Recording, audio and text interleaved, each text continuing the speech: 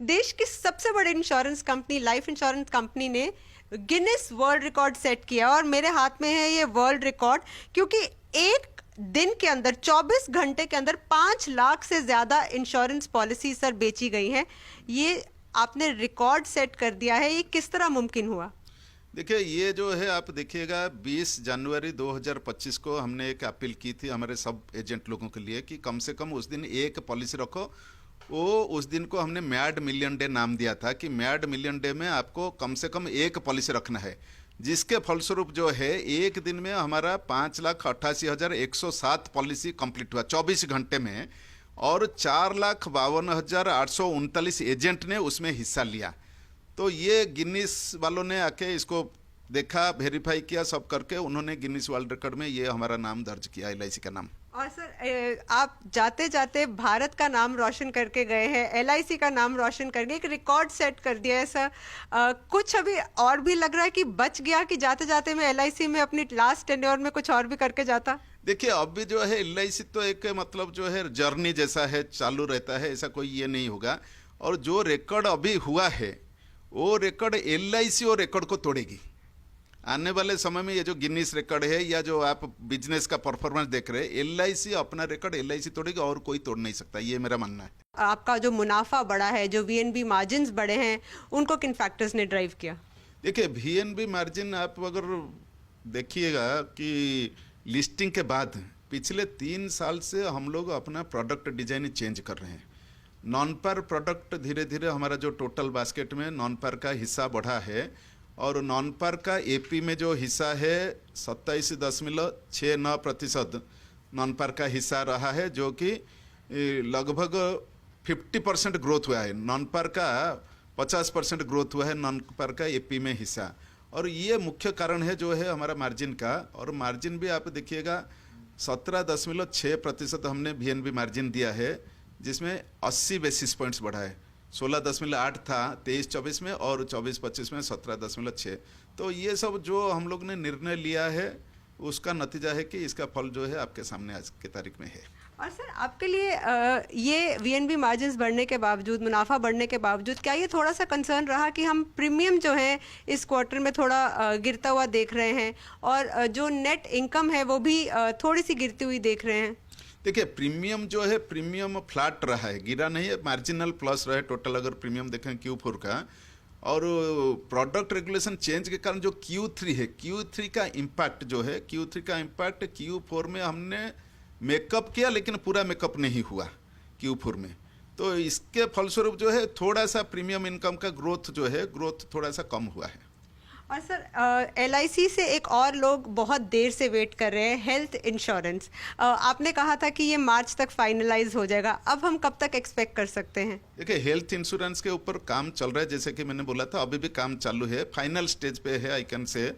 और ये मुझे लगता है कि बोर्ड जो है इसके ऊपर निर्णय लेगा, 2-3 महीने में अपना बोर्ड जो है उसके ऊपर निर्णय लेगा। तो सर थोड़ी डिटेल्स आप शेयर कर सकते हैं कि किस तरह की कंपनी आप अक्वायर करेंगे और क्या प्लान्स होंगे? उसके ऊपर टीम जो है काम कर रहा है, जब तक बोर्ड का निर्णय नहीं होगा तो बोलना मुश्किल हो जाएगा।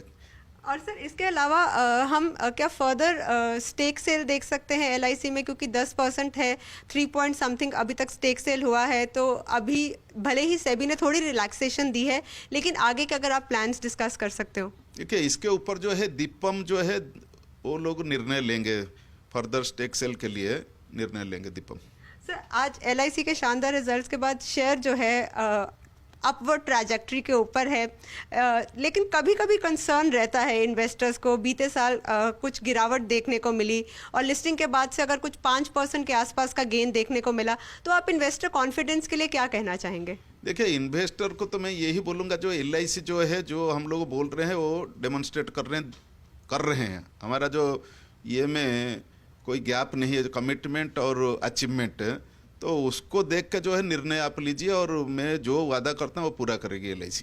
और सर नॉन पार में हम देख रहे हैं कि कंपनी बहुत अच्छा प्रदर्शन दे रही है। किस तरह का आप आउटलुक रखते हैं FY26 के लिए, और खासकर क्योंकि अब आपने रिकॉर्ड सेट कर दिया है, तो आप क्या देख रहे हैं कि यही अपवर्ड ट्रैजेक्टरी रहेगी FY26 में भी? देखिए, नॉन पर का शेयर तो AP में अभी 27% से ज़्यादा हुआ है, और चालू वित्तीय वर्ष में मैं आशा रखता हूँ कि ये भी थोड़ा वृद्धि होगी, इसमें 27-28 से और वृद्धि होगी नॉन पर का शेयर।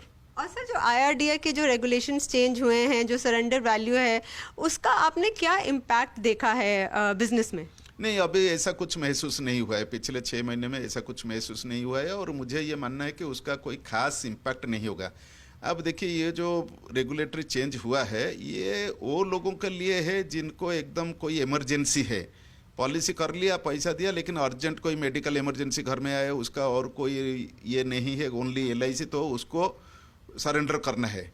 लेकिन मैं बताना चाहूँगा कि सरेंडर जो है हमेशा लॉस है। एक तो लाइफ रिस्क नहीं रहेगा, लेकिन आप जो पैसा भी आपने दिया है उसे कम मिलेगा। भले सरेंडर रेगुलेशन चेंज हुआ है, थोड़ा ज़्यादा बढ़ाया है, लेकिन फिर भी आप जितना पैसा दे उसे आपको कम मिलेगा और ऊपर से रिस्क भी चला गया। तो ये सबके लिए it will not encourage people to surrender policy, because people take policy जो है वो लोग बीमा के लिए लेते हैं, बीमा सुरक्षा के लिए लेते हैं, सरेंडर के लिए नहीं लेते हैं।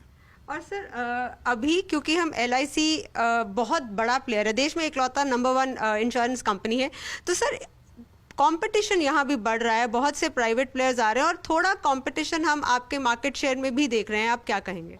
देखिए, मार्केट शेयर जो है, मैंने बोला है, मार्केट शेयर जो है ग्रोथ के ऊपर निर्भर करता है, फंक्शन ऑफ ग्रोथ।